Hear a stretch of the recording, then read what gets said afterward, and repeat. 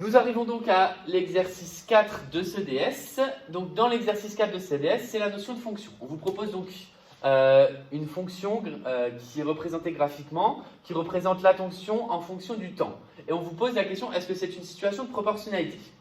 Alors c'est bien parce que ça fait intervenir plusieurs chapitres. Premier chapitre, la notion de fonction évidemment, mais aussi la notion de proportionnalité.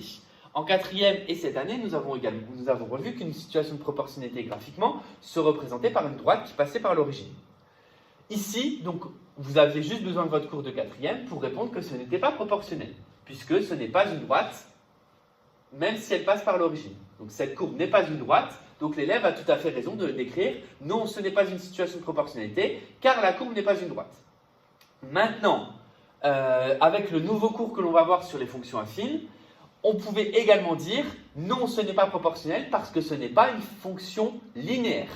D'accord? Les fonctions linéaires, ce sont celles qui représentent la proportionnalité. Or, pour être linéaire, il aurait fallu que ça soit une droite qui passe par l'origine. Donc, du coup, ce n'est pas une droite, donc ce n'est pas linéaire.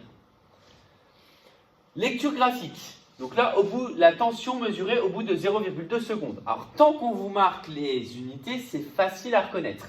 Là, globalement, on aurait très bien pu vous poser quelle est l'image de 0,2. L'image de 0,2, je pars de 0,2 sur l'axe des abscisses, je vais jusqu'à la courbe et je lis environ l'image. Donc ça, on tombe entre 4,2 et 4,4, ce qui donne environ 4,3 volts. Donc en effet, ici c'est bien 4,3 volts, on tombe ici en lecture. Ensuite,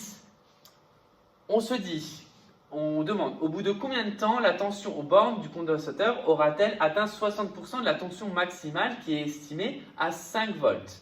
Donc maximale, donc là très bien réalisé encore une fois, 5 volts c'est 100% et on se pose la question donc 60%.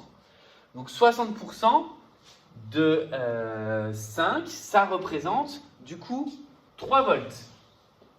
Donc ça représente 3 volts. Maintenant 3 volts, il faut le lire sur le graphique. Donc on regarde sur le graphique 3 volts correspond à combien de temps? Ça correspond environ à, donc ici, si c'est 0,1 seconde et que ça c'est divisé en 10, ça veut dire que c'est 1 dixième de 0,1 en moins, donc ça veut dire 0,09 secondes. Donc là, encore une fois, parfaitement réalisé pour cet exercice. Donc cet exercice, au final, revenez à chercher l'antécédent de 3. Donc 3 n'était pas forcément donné. Mais là, je vous rappelle que quand on part de l'axe des ordonnées vers l'axe d'abscisse, on cherche un antécédent. Et quand on fait dans le sens inverse, abscisse vers ordonnée, on cherche l'image.